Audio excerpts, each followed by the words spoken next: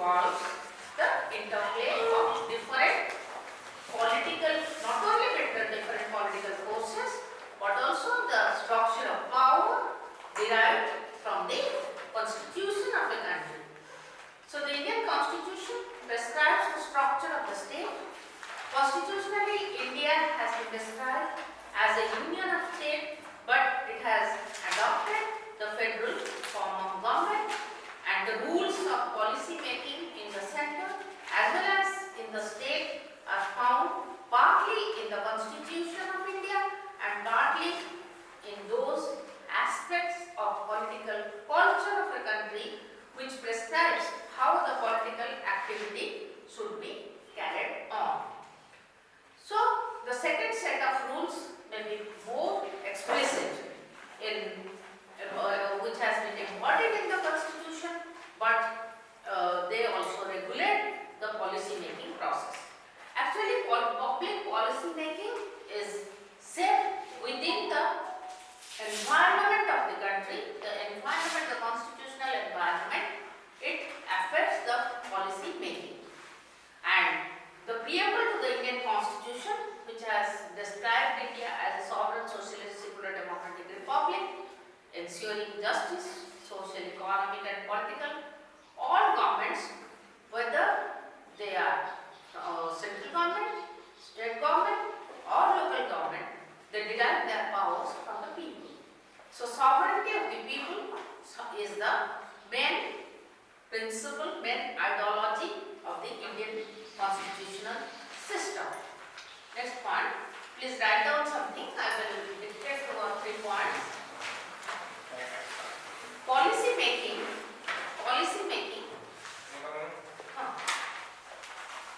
cannot be properly understood. Policy making cannot be properly understood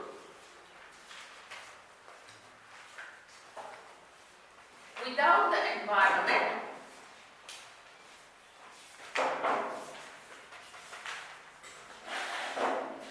in which it is conditioned.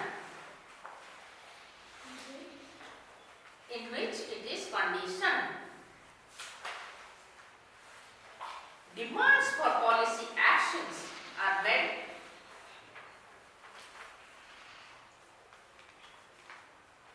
on the political system by various political parties and the pressure groups. At the same time, the environment places constraints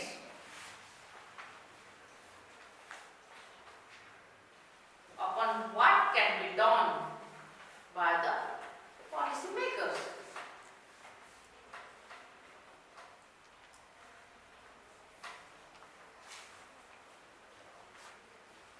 Included in the environment are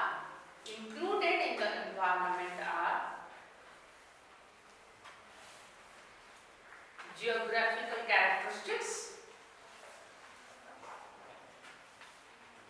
such as natural resources and topography, demographic factors as population,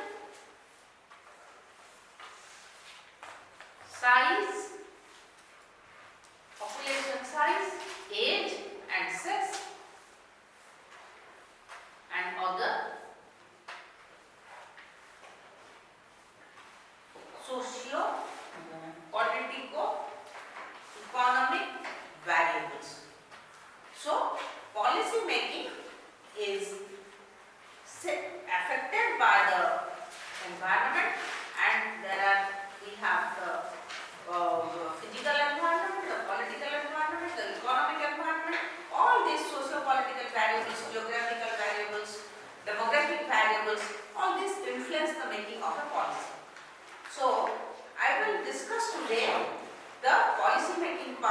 legislature of India, policy making power within the executive, who are responsible for policy making, the power within the cabinet, the power by the Prime Minister, role of the Niti Aayog, and role of the different administrative officials. So, first of all, I will tell you how the Indian Parliament. We will discuss about the Indian Parliament. Legislative powers, as you all know, it resides in the elected members of Parliament, and within the powers devolved to them by the Constitution, and Parliament is the final determinant of the policy. Thus, both in law as well as in constitutional theory, the power of the Parliament is unlimited. Our Parliament is sovereign in all democratic systems. So, we have the Parliament, the policy making, as we find the power of policy making in Parliament, they are more legalistic in sense than in terms of the practical policies, because the power has been given. Parliament is a representative body, power has been bestowed upon Parliament by the people, and then indirectly the population of the country, they are involved in the policy making process. Their representatives are in the policy making process of the Parliament. Next point, please write down power of the executive. Power of the executive.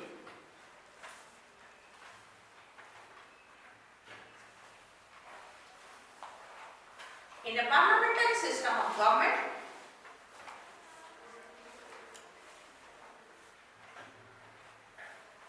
the executive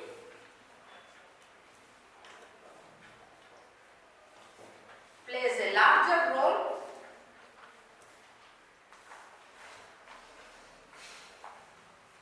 in policy making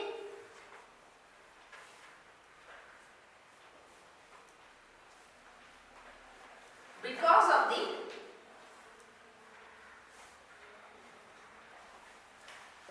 greater concentration of power in the government.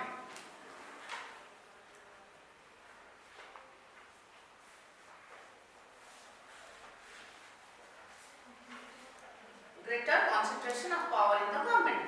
The executive mainly consists of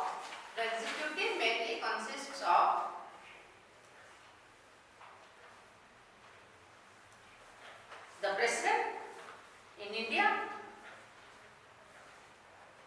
who is the head of the state, as you know, and the King or the Queen in Britain, and the President in the United States of America. Then number 2, the Council of Ministers in India.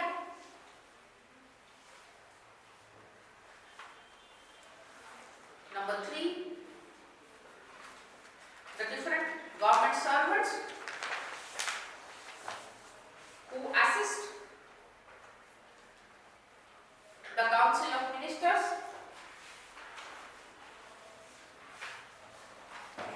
in the discharge of its functions.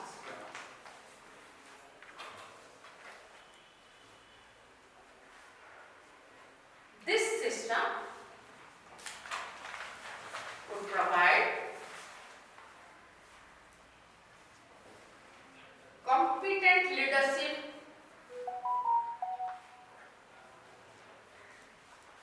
to the legislature in all matters. Legislation, policy enunciation, finance, and so on and so forth.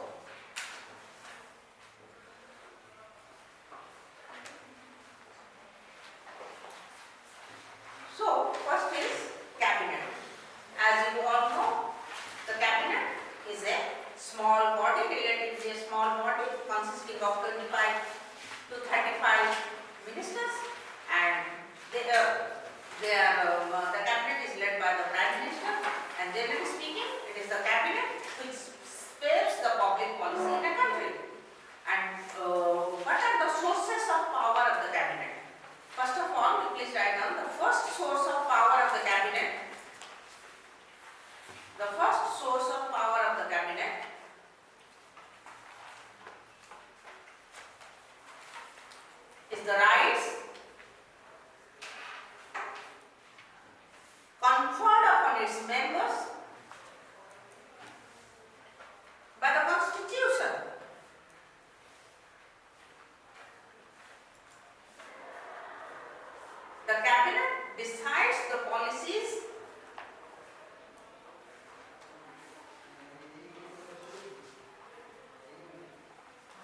which are to be placed before the Parliament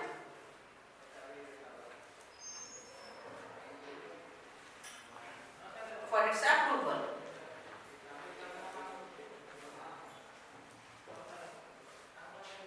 It is the real directing and controlling authority, and both in administration and in legislation. Therefore, Alfred Jennings has commented that cabinet is the core of the constitutional system. So, first power is derived from the constitution. First source of power of the cabinet. Second source, what is the second source? The core power of the cabinet. The second source of cabinet power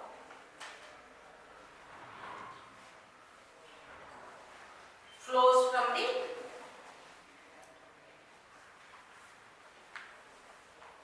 principle of unity.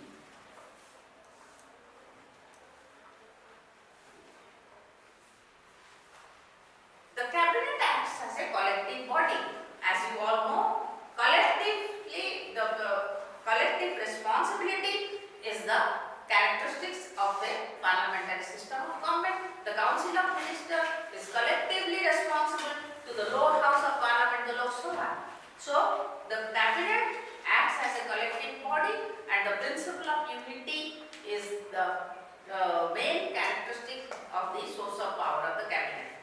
Third source, control. Control is the third source of cabinet power. Control is the third source of cabinet power.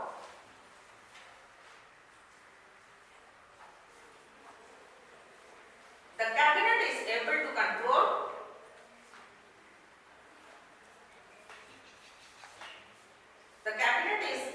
control and coordinate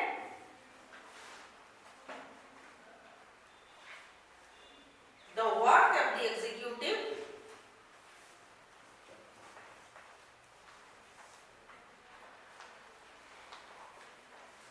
through the cabinet secretariat.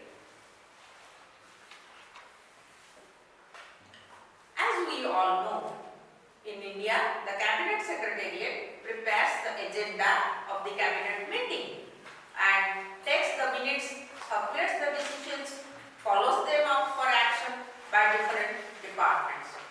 In UK and in India, each minister, whether they are in the cabinet or they are not in the cabinet, they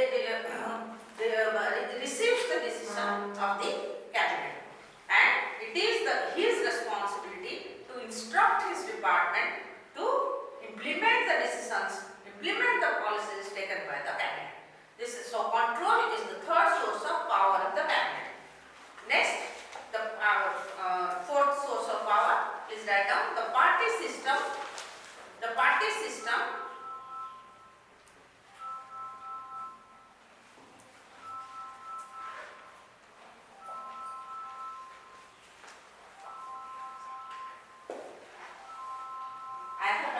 call from the office. Just I will answer the call, okay, regarding our meeting.